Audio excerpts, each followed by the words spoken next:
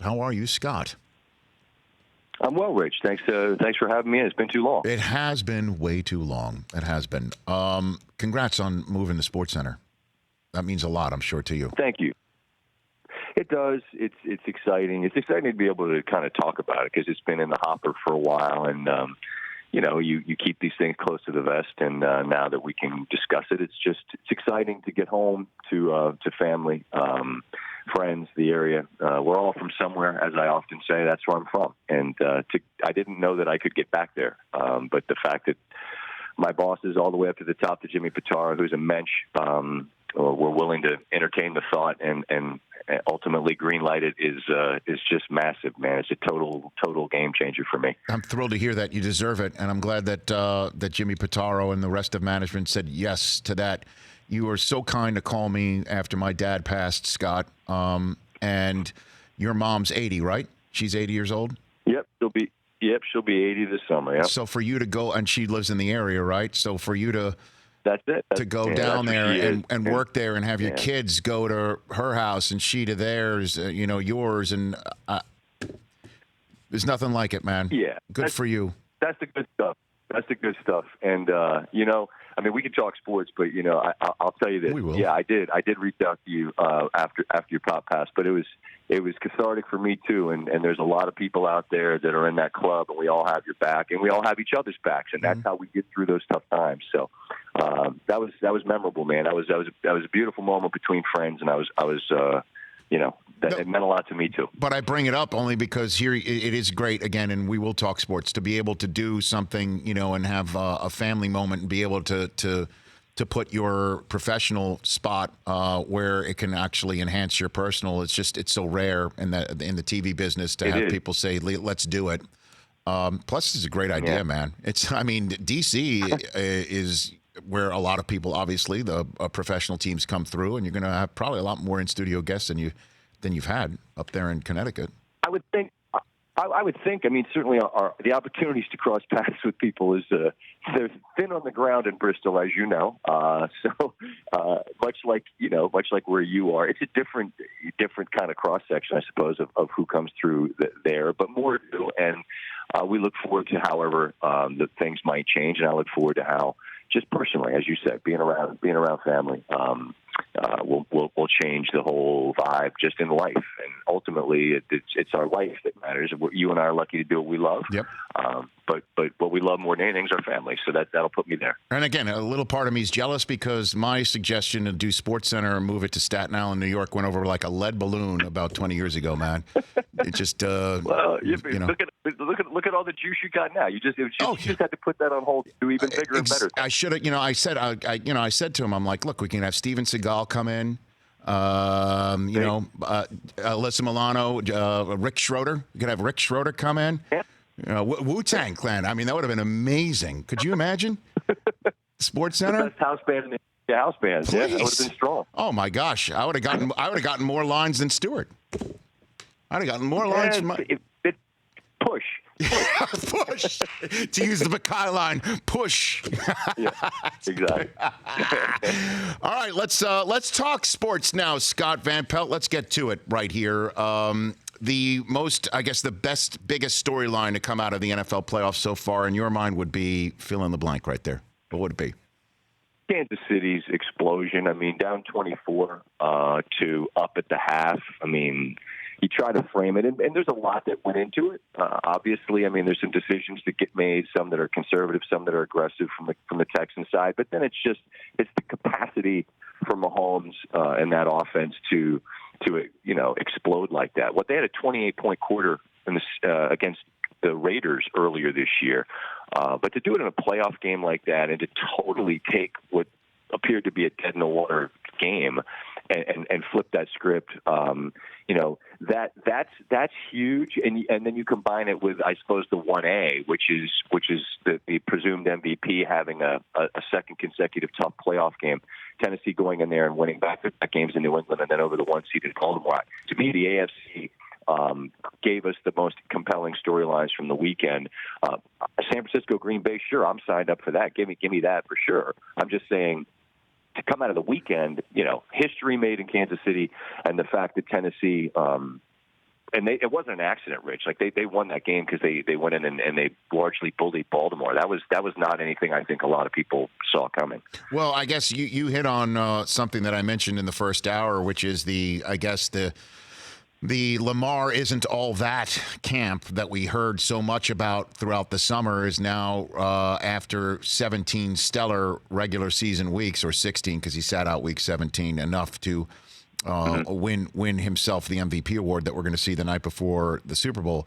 Those folks have come out of the woodwork again. I'm not here for it. I think the kid's dynamic and is, in fact, the type of player that we're going to see more and more teams draft, or more and more teams try and emulate. I'm wondering what you think on this subject. You know the world we occupy at the moment, Rich. I mean, it's a nuance, subtlety, just the appreciation for how hard it is to win. That all goes out the window so that we can make these absolute declarations. You're either the best or you suck. And he either was, I guess an entire year's worth of evidence is what flushed because of a difficult night. I mean, and by the way, like last year, and I owned this on SportsCenter about 25 times, and we had Coach Harbaugh on, and he kind of laughed at me. I said, when did you know that he was going to be what he is? And he said, sooner than you did, evidently, because I told him last year in the playoffs he completed 3 passes through 3 quarters against the Chargers, and I'm like, well, this guy can't do this. And then he gave us the year that he gave us, and it's hard to win playoff games, really, really hard. And so, like you, I'm not here for this. Like, if you want to chatter about what he's not going to be, then have fun writing the obit for the 23-year-old quarterback who I'm guessing will probably win playoff games, if not a Super Bowl before it's over. But here's the thing about winning a Super Bowl. Look how hard, Rich. Drew Brees has won. Aaron Rodgers has won. They're some of the greats that have ever played the position. So I think that trying to diminish a season's worth of accomplishment because of 60 minutes of football, that's dumb. But if people are in a big fat race to be dumb, then have fun winning that race. Scott Van Pelt here on the Rich Eisen Show. I'll ask you the question. I've truly gotten more than who do you think's winning the Super Bowl over the last several weeks at dinner parties or just walking around or whatever. What do you think's going to happen with Tom Brady? The number of people, and so maybe funny. because maybe I started to smile. Yeah, go ahead. I just started to smile because I'm like, it's the Brady question. It's got to be because that's right. He is the great source of curiosity. I know where I land on this. I cannot close my eyes and envision him in another jersey other than the Patriots because I can't imagine Robert Kraft allowing it to be, right? I mean, given all that they've done together, to have him be Montana in a Chiefs jersey, Emmitt Smith in a Cardinals jersey, Jerry Rice in whichever jersey the hell it was that I can't remember, was it Seattle or Oakland, but it wasn't the Niners. I can't see that as the last image we have. I can't see his last pass in New England being a pick six against the Titans. So in my brain, I can't see it. And yet, this is a proud guy who, for the first time in his professional life, truly has his hands on the wheel and can drive wherever he wishes to go. And so if he finds a circumstance, a situation that he thinks gives him a better path, then it wouldn't shock me that he'd take it. I think that would only happen if New England allows him to consider it, and I can't imagine that. Is that where you land? Or well, here's where I land on it. I think one of the reasons why I get it a lot out here in L.A. is that there's a lot of L.A. sports fans that are hearing. Oh yeah, and it would and trust me, they could really use him with the ultimate of respect to Phillip Rivers in terms of filling up a new stadium. My kids would instantly want powder blue Brady jerseys on the spot if that actually happened. Here's the issue is that yes, yes, you're right. Robert Kraft would never want that to happen. And I think deep down, Brady doesn't want it to happen.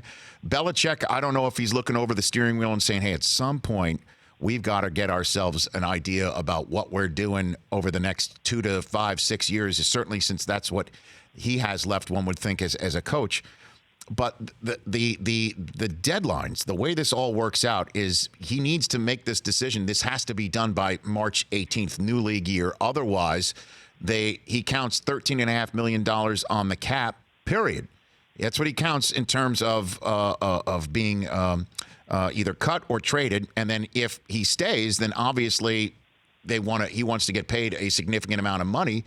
After that, then the $13.5 million is already counted towards his salary. That might be an issue. But the reason why I bring all this up is by then, the issue of, well, who else is playing with me still can't be answered. It's all got to be trust us. And I don't know what he's going to sit there and think. Certainly if he has, through other potential channels, a clear indication he could move out to Southern California and play out his playing days here.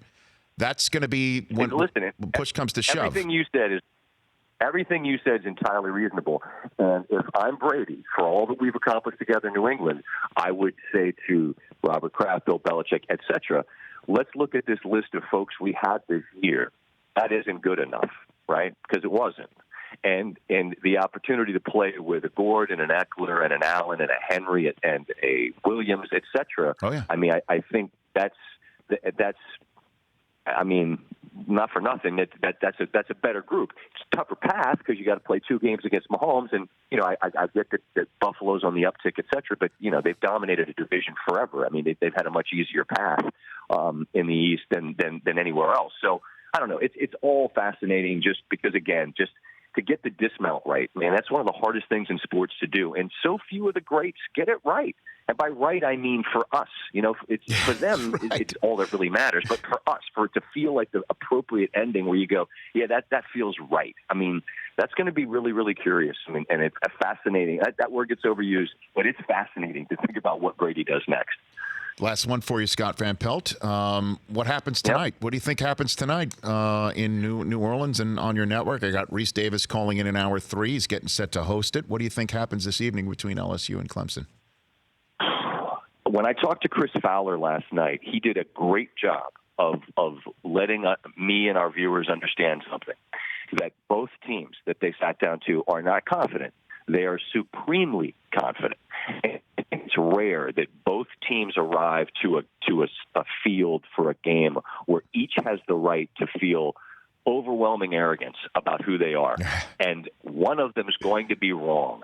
And Clemson hasn't lost in 29 games. They've won 69 out of the last 73 games they played. So they have every right to feel the way they feel. And Dabo gets to go in as an underdog, and he loves that. I can't see LSU this year with that quarterback in that state, in that building. I can't see them losing tonight. I think it's going to be a back and forth, like Rocky fight. I really do. And I think in the end, LSU's got more. But I'm shrugging only because I can't remember a game where I think both teams truly deserve to feel like they walk in there like the baddest team on the field. So, I mean, that's our hope as a network and for the fans of the sport that we get it. But I really think we will. I think LSU wins. You're so not wrong in the fact about both teams have every right to be arrogant. I don't know the name of this young man, but I read an article about the one quarterback who beat Trevor Lawrence in high school because he's the only quarterback to ever beat Trevor Lawrence.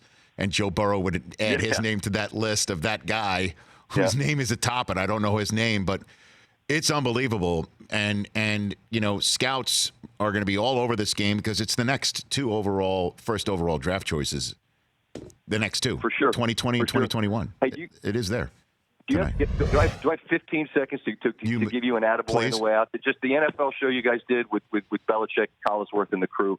And it was like insatiable appetite for it. I wanted more. I wanted you to do 450. I wanted you to do 500 players. I wanted Belichick to do best pooch punters. And I was so glad that people got to see that version of Coach Belichick because he's in there.